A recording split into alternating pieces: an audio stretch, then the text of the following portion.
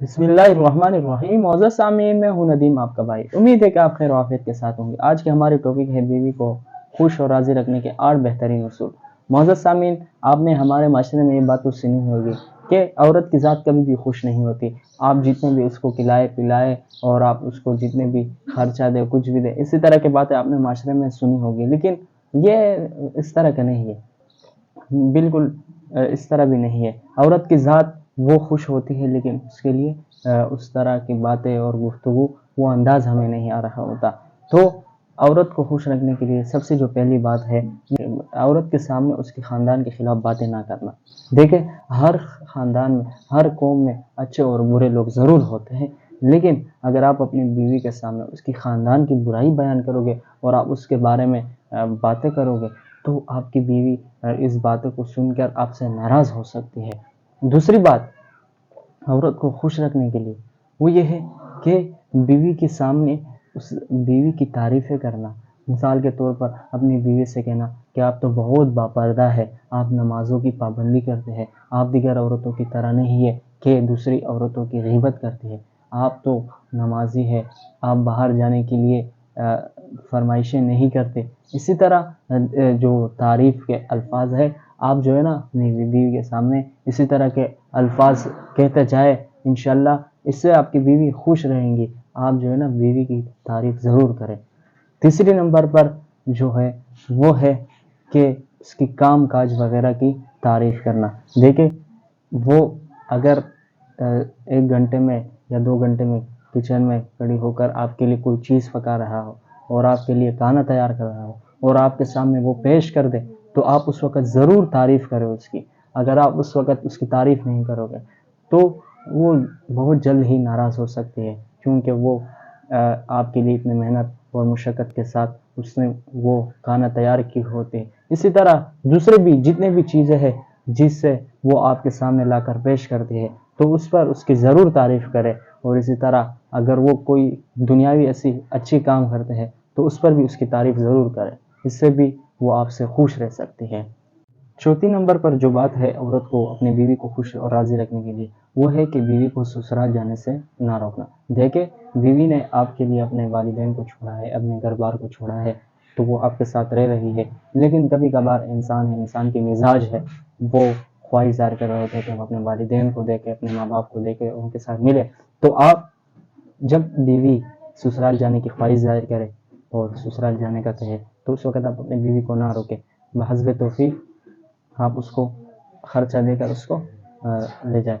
اور چوتھی نمبر پر جو بات ہے وہ ہے کہ بیوی جب سسرال جائے تو اس وقت اس کا خرچے کا خاص خیال رکھے. ضرورت ہوتی ہے وہاں یہ بچوں کی پیسے دینے کا، اور بچوں کو دیگر ضروریات کے لیے، یا اللہ نہ کرے وہاں اگر آپ کے اولاد وہاں بیمار ہوتے ہیں تو اس کے لیے پیسے کی ضرورت ہوتی ہے.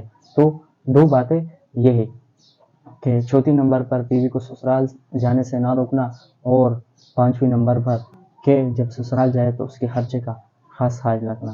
یہ بھی بہت ضروری ہے، اس سے آپ کی بیوی آپ سے خوش ہو سکتی ہے.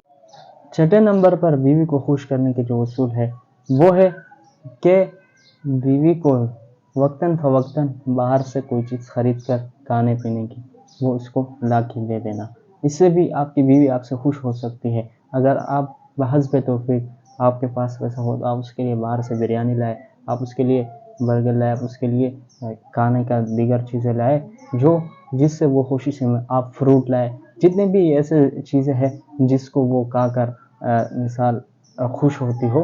تو آپ اگر آپ کے پاس خرچہ ہو تو آپ بحسب توفیق اس کے لیے باہر سے کھانا لائے. 7ویں نمبر پر بیوی کو جو خوش کرنے کے جو اصول ہے وہ یہ ہے کہ اپنے گھر میں کبھی کبھار آپ گھر کا جو کام کاج ہے وہ خود اپنے ہاتھوں سے کیا کریں. جیسے چھوٹے موٹے کام ہوتے ہیں، آپ صلی اللہ علیہ وسلم کی عادت طیبہ بھی یہ تھی کہ آپ صلی اللہ علیہ وسلم بھی گھر میں جو ہوتے تھے تو اس وقت اپنے ہی ہاتھوں سے کام کاج کیا کرتے تھے گھر میں. تو کوشش یہ کرے کہ کبھی کبھار جب اس کی موڈ آف ہو اور وہ جو ہے نا کام میں دلچسپی نہ لے رہا ہو، تو بحسب توفیق اگر آپ سے ہو سکے گھر میں چھوٹے موٹے کام خود کیا کرے. اس سے آپ کی بیوی بھی آپ سے خوش ہوگی. اور یہ کوئی بری عادت نہیں ہے، بلکہ آپ صلی اللہ علیہ وسلم نے خود بھی یہ عمل کیا ہے، اور آپ صلی اللہ علیہ وسلم کے معمول بھی تھا کہ گھر میں وہ آپ وسلم اپنے چھوٹے موٹے کام خود اپنے ہاتھوں سے کیا کرتے تھے۔ 8ویں نمبر پر جو اصول ہے وہ ہے کہ جب بیوی غصہ ہو جائے، کسی کام پر غصہ ہو جائے، تو اس وقت آپ اگر وہ آپ سے باتیں کہے تو اس وقت آپ خاموشی اختیار کریں، اس کو جواب نہ دیں۔ دیکھیں اگر آپ غصے کی حالت میں اپنے بیوی کو جواب دے دیں گے تو نوبت یہاں تک آ جائے گی کہ آپ اس کے ساتھ لڑنے لگو گے۔